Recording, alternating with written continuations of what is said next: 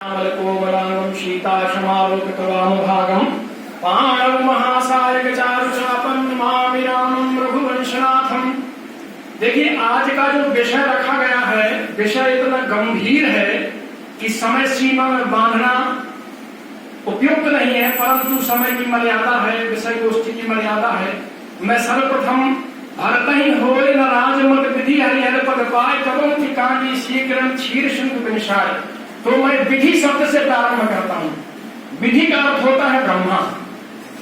और भरत जी के बारे में जानने के लिए जब हमारी कामना हुई तो हमने स्वयं ब्रह्मा जी से निवेदन किया कि ब्रह्मा जी भरत जी के विषय में हमें कुछ बताइए। तो ब्रह्मा जी का उत्तर यह था कि मैं वेद की चर्चा कर सकता हूं, मैं भरत के विषय में कोई चर्चा नहीं कर सकता हूं। ब्रह्मा जी के बाद भगवान विष्णु से निवेदन किया गया तो भगवान विष्णु ने भी यही बात रखी कि भैया मेरा काम ये नहीं है और मैं भरत जी के विषय में कोई चर्चा नहीं कर सकता। तत्पश्चात भगवान शिव के बारे में कहा गया कि प्रभु आप ही कुछ भरत चरित्र के बारे में बताइए। भगवान शिव ने कहा कि ये मेरे बस की बात नहीं है। अगम समय है भरत रघुबर को और जहां न जाय मन विधि हरिहर को। अर्थात कहने का तात्पर्य है कि जो भगवान भरत और रामचंद्र जी के बीच में स्नेह है, यह अगम है। यहाँ न तो ब्रह्मा जी की, न विष्णु जी की और न भगवान शिव की कोई गति नहीं है उसमें पहुंचने के लिए वहां। इसके पश्चात मैं थोड़ा सी प्रकाश इस तरफ डालना चाहूंगा कि सबसे पहले तो इनकी उत्पत्ति के विषय में देखिए कि विधि हरिहर तप देख अपारा और मनु समीप आए बहुबारा। तात्पर्य यह है कि ये अनंत कोटि ब्रह्मांड नायक हैं, जो भगवान राघवेंद्र मर्यादा पुरुषोत्तम सरकार रामचंद्र जी और जो उनके साथ हैं, ये अंशन सहित लेव अवतारा इनके अंश हैं। इसलिए ये विधि हरिहर की कोई गति नहीं है। इसके आगे देखिए एक प्रसंग और आता है कि जब काकभूषण जी भगवान के उदर में प्रवेश कर जाते हैं तब उन्होंने कहा राम उदर देखे जगनाना और देखत बनय न जाए बखाना। मतलब ये स्थिति है कि वहां उन्होंने क्या देखा। हमारे यहाँ वृद्धगण बैठे हुए हैं, ज्येष्ठ श्रेष्ठ लोग बैठे हुए हैं। इस विषय में यदि मैंने उत्तरकांड का काकभूषण संवाद का नाम ही ले लिया तो सारा प्रसंग आप लोगों को दृष्टिगत हो गया। तत्पश्चात देखिए अब राम का कथन बता रहा हूं मैं। राम क्या कह रहे हैं कि यदि अंधकार सूर्य को निगल ले, मेघ आकाश में मिल जाए, महर्षि अगस्त्य को यदि गोखुर का जल डुबो दे, पृथ्वी अपना धर्म छोड़ दे, मच्छर की फूंक से मेरु पर्वत हो जाए, लेकिन भैया भरत को राजमद नहीं हो सकता है। लखन तुम्हार शपथ पितुआना और सुचि सुबंध नहीं भरत समाना। भरत के समान दूसरा भाई नहीं है। यह किसका कथन है? भगवान राम का कथन है। अब देखिए इसमें थोड़ा सा एक और प्रसंग आता है कि आगे मैं इसको बढ़ा रहा हूं। ये भरत का ही कथन है। जब भगवान के वनगमन के पश्चात भरत अपने नाम ननिहाल से अयोध्या आए तो मैं उस समय थोड़ा सा प्रकाश डाल रहा हूं कि जिस समय महाराज दशरथ जी का देहावसान हो गया था, माता कैकेयी वैधव्य को प्राप्त हो गई थी, उस समय की चर्चा है कि भरत जी ये कह रहे हैं कि देखिए मेरा नाम इतना अनुपयुक्त है राज्य के लिए कि यदि राय राम कह कानन दीन्हा और बिछड़त गमन अमर गुर कीन्हा। यानी कि माता के कहने पर कि तापस भेष विशेष उदासी 14 वर्ष राम वनवासी और देह एक बर भरत ही टीका। जो उन्होंने वरदान मांगा तो उसको सुनकर के ही महाराज दशरथ जी ने क्या किया, उनके प्राणांत हो गए। मतलब भरत को यदि राज देने की बात है तो सोचिए कि दशरथ जी ने अपने प्राण त्याग कर दिए। और इसके पश्चात क्या हुआ, ये भरत जी कह रहे हैं कि मेरे नाम पर मेरा नाम आया कि मेरे को राज दिया जाए, तो मेरे पिताजी ने इस लोक को त्याग कर दिया। अब माता जी की गति देखो, माता जी की गति क्या होती है, लखन राम सिय कहूं बन दीन्हा, पठये अमर पति हक की हित कीन्हा। मतलब उन्होंने राम सीता और लक्ष्मण को वनवास तो दे दिया, लेकिन ये बताइए कि इस संसार में हमारी सनातन संस्कृति में यदि किसी स्त्री का पति स्वर्गवासी हो जाता है तो उसका सर्वस्व छिन जाता है, सर्वस्व नष्ट हो जाता है। इसके बाद जब गुरुजी कहते हैं भरत जी से, गुरुजी क्या कहते हैं कि वेद विदित सम्मत सब ही का अजहि पितु दे यश पावै टीका। भरत जी से कह रहे हैं, तो भरत जी कह रहे हैं सुनो गुरुजी, बहुत सोच समझ के। पिताजी ने कहा कि भरत को दान देना है तो स्वर्गपुर चले गए, माता जी ने कहा कि भरत को दान देना है, वैधव्यता को प्राप्त हो गई। और फिर कहते हैं भाई सुनो सुनो, सौंप्यहु राज राम के आए असेवा करे हो स्नेह सुहाए। गुरु जी ने कहा, तब भरत जी बोले नहीं गुरु जी ऐसा नहीं है, मोहि राज हठ दई हो जबही और असार सात लजई है तबही। परिणाम पर विचार करिए, परिणाम पर कि राजा दशरथ ने भगवान को वनगमन का विचार किया और भरत को गद्दी पर बिठाने का विचार किया, या उन्होंने मजबूरी में किया, माता कैकेयी के कहने में किया, या भगवान की इच्छा से किया, या सरस्वती की प्रेरणा, जो भी हो जैसा भी हो किया, उसका परिणाम क्या आया, राजा दशरथ जी को अपना देह त्याग करना पड़ा। कैकेयी के मन में विचार आया, जैसे भी आया, सत्संगी लोग हैं, सबको सब मालूम है, लेकिन उसका परिणाम क्या हुआ, वैधव्य प्राप्त हुआ। तो गुरुदेव आप समझ जाओ, दो तो परिणाम हो रहे हैं। यदि आप मुझे जबरदस्ती सौंपे कह रहे हो कि वेद विदित सम्मत सभी का और जही पितु दे यश पावै टीका, यदि आप ऐसा कह रहे हैं तो मोहि राज दई हठ दई हो जबही और असार सातल जाए तबही। इसलिए गुरुदेव ऐसा मत करिए, आप ऐसा मत करिए, नहीं तो परिणाम इसका गलत होगा। अच्छा आप देखिए इसमें माता कौशल्या क्या विचार है। माता कौशल्या क्या कहते हैं, कहत सारदहु करमति हीचे और सागर सीप की जाहि उलीचे। यदि भरत के विषय में कोई बात करना है तो आप समझ रहे हैं क्या, समुद्र को हम सूती से, सूती समझते हैं हमारे भाई लोग, सभी लोग जानते हैं, सूती से क्या उलीचा जा सकता है, असंभव। अच्छा अब यहाँ एक बात और आई, जान सदा भरत कुल दीपा और बार बार मोहि कहे वो महीपा। यहाँ सब भरत पर ही प्रकाश डाला जा रहा है। तो माता कौशल्या कह रही है कि मुझे बार बार महाराज के द्वारा यह बताया गया है। अब बताइए प्रकाश कैसे होता है।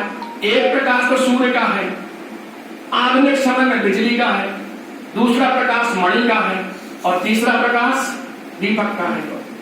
तो सूर्य तो है नहीं अभी, मानसी रात्रि का वक्त है, उस समय बिजली थी नहीं, और रघुकुल शिरोमणि वनवास, अब कौन बचे, दीपक। तत्पश्चात उस संबंध में थोड़ा सा राजा जनक का भी विचार सुनिए। सावधान सुनि सुमुख सुलोचनी और भरत कथा भवबंध विलोचनी। महाराज जनक ये विचार कर रहे हैं, ये हमेशा की बात है कि यदि कहीं भी सत्संग हो रहा है, प्रवचन हो रहे हैं, तो महिलाओं को सावधान किया जाता है कि आपस की बात मत करिए, हमारी बात को सुनिए, ध्यान दीजिए। लेकिन जनक जी माता सुनैना को कह रहे हैं, क्या कह रहे हैं, सावधान सुनी सुमुख सुलोचनी राम कथा भवबंध विमोचनी। भगवान राम की कथा जो है भवबंधनों को काटने वाली है। लेकिन क्या, भरत अमित महिमा सुन रानी और जानहि राम न सकहि बखानी। यदि कोई ये कहता है कि मैं भरत चरित्र का वर्णन कर सकता हूं तो उसकी कोई ताकत नहीं है। हाँ, यदि यह है कि उनकी कृपा है या संतों के द्वारा हमने जो सुना है उस पर अपनी अल्प बुद्धि से हम जो प्रकाश डाल सकते हैं, ये संभव है। लेकिन हम उसका वर्णन नहीं कर सकते हैं। इसके पश्चात अब मैं कुछ भरत जी के गुणों पर विचार करना चाहता हूं। भरत जी के गुणों में देखिए पराकोटि का वैराग्य है, वैराग्य है पराकोटि का। मोहि राज हठ दई हव जमहि और रसा रसातल जाए तवै, मतलब इतना वैराग्य है कि यदि मुझे जबरदस्ती राजा बना दोगे तो ये पृथ्वी रसातल को चली जाएगी। प्रभु का दासत्व तो देखिए भरत जी के हृदय में, सिर भर जाओ चित यस मोरा और सब ते सेवक धर्म कठोरा। भरत जी ने कहा है कि सबसे कठोर यदि कोई धर्म है तो सेवक का धर्म होता है। धर्म की कठोरता हो गई। अब धर्म का कठोर पालन कैसे किया इनने? जो न होत जग जन्म भरत को और सकल धर्म धुरधरा धरत को, मतलब धर्म को धारण कर धुरी होती है। धुरी कहाँ होती है भाई? बैलगाड़ी में होती है। देखा आजकल बैलगाड़ी का समय दूर होता जा रहा है, तो हमारी गाड़ियों में देख लो आप, चकों में जिसमें चक्का घूमता है वही धुरी है। तो धर्म की धुरी कौन है? महाराज भरत हैं। त्याग देखिए इनमें, त्याग देखिए। संपत्ति सब रघुपति की आही और नहीं विचार चलो तजताही, कहे ओले सब तिलक समारो अब नहीं देव मुनि राम ही राजू। मतलब ये संपत्ति का कोई मोह नहीं है, क्योंकि वहां जिसको बोलते थे रुकने के लिए वो समझ रहा था कि मानो मेरी गर्दन में फांसी लग रही है, किसको लाभ नहीं चाहिए भगवान के दर्शनों का। इसके पश्चात क्या है? भरत ही धर्म धुरंधर जानी निज सेवक तन मानस वाणी, ये भगवान राम कह रहे हैं। अब भगवान के भरत जी के देखिए, अब उनका त्याग देखिए। त्याग ये कि जो सेवक साहेब वही सकोची चाहता सुमति पोची। यदि अपने स्वामी को हम संकोच में डाल करके अपना काम सिद्ध करवाना चाहें तो ये भी बात उचित नहीं है। क्या कह रहे हैं? सानुज पठय मोहि बने कीजिए सवहि सनाथ अन्नतर फेरिए बंधु दो नाथ चलाओ मैं साथ अन्नतर जाए बन तीनों भाई और बहुरी सीय सहित रघुराई। कहने का तात्पर्य है कि या तो आप लक्ष्मण और शत्रुघ्न को अयोध्या वापस कर दे, मुझे अपने साथ ले लें, या आप और सीता जी वापस चले जाए, हम तीनों भाई वनवास को चले जा रहे हैं। बहुत उच्च कोटि की भावनाएं मानवीय वो देखिए इनमें। भरतशील गुण विनय बनाई भायक भगति भरोस भलाई, इनमें मानवीय गुण है। और अब गुरु जी क्या कह रहे हैं? गुरु जी ने एक बहुत अच्छी बात कही है। गुरु जी ने कहा है, अच्छा ये बताओ कि मंत्र कौन देता है भाई? चेला देता है कि गुरु देता है? गुरु देता है। लेकिन यहां देखिए कि चेला मंत्र दे रहा है और गुरु को मंत्र दे रहा है। अब कैसा मंत्र दे रहा है? अवश्य चलिए वन राम जहां भरत मंत्र भल कीन शोक सिंधु बूढ़त सबही तुम अवलंबन लीन। मतलब अब सोचिए कि यहाँ गुरु जी की भी गति नहीं चली। गुरु क्या कह रहे हैं कि राज करो, जब राम आएंगे जैसा होगा देखा जाएगा। लेकिन नहीं, भरत जी ने कहा कि मैं राज नहीं कर सकता, मेरा मंत्र है, यही मेरा विचार है कि मैं बिल्कुल प्रातः काल ही भगवान राम की ओर प्रस्थान करूंगा। तो इसीलिए कहा गया है कि जो कि ये जो विधि हरिहर है, भगवान ब्रह्मा है, विष्णु है, महेश है, ये इनसे परे हैं। जन्म के समय भी देख लीजिए आप, उत्तरकांड में भी देख लीजिए, इनकी कोई गति नहीं है। इसलिए इनके विषय में ये कहा गया है कि भारत ही होए न राज मद विधि हरिहर पद पाए। मतलब इनसे परे हैं, इनसे कोई जो अनंत ब्रह्मांड कोटि नायक की ये शक्ति है, इसलिए उन्होंने ये कहा है।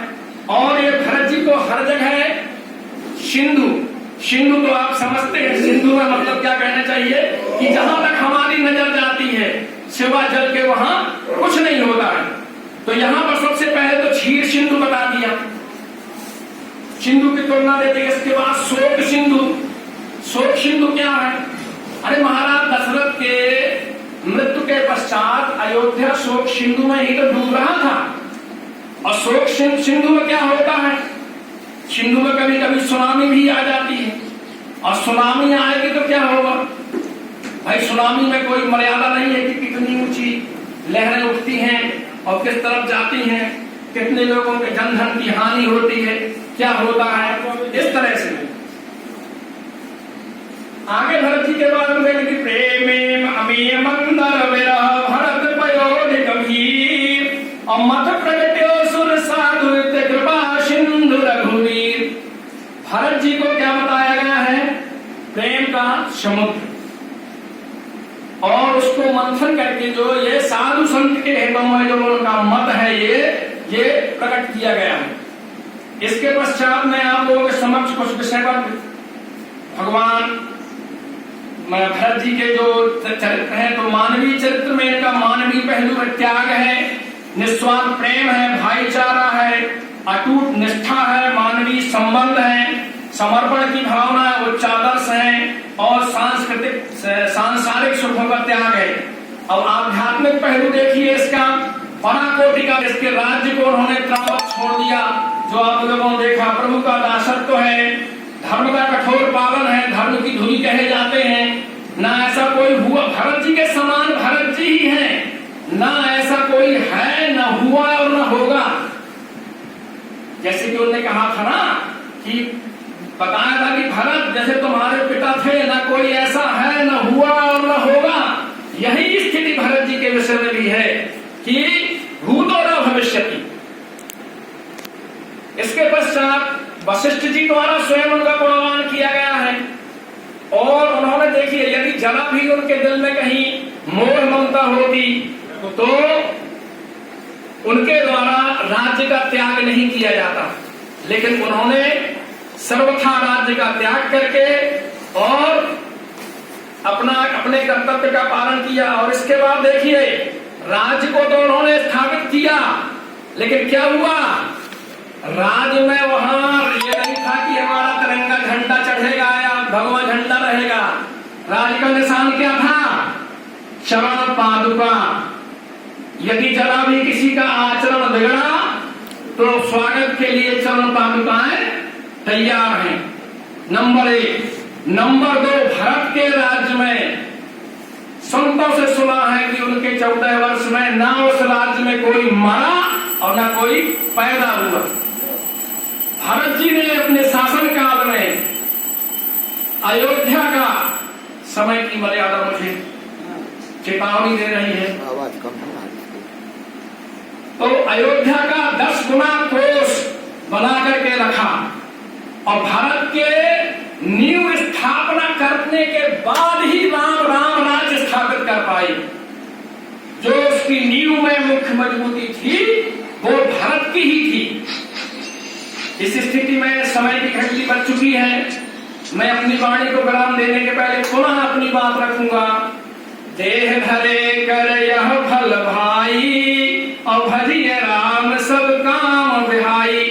यदि आप भगवान के नाम का स्मरण करते हैं तो यह नाम आपके समस्त वर्तमान संचित प्रारब्ध सारे पापों का नष्ट करने के लिए सक्षम है। प्रारब्ध केवल वो छोड़ करके जो आपको भोगने के लिए निश्चित कर दिए गए हैं, बाकी जो संचित में भी है वो सब नष्ट हो जाएंगे। बोलिए दंत कोट ब्रह्मांड नायक की।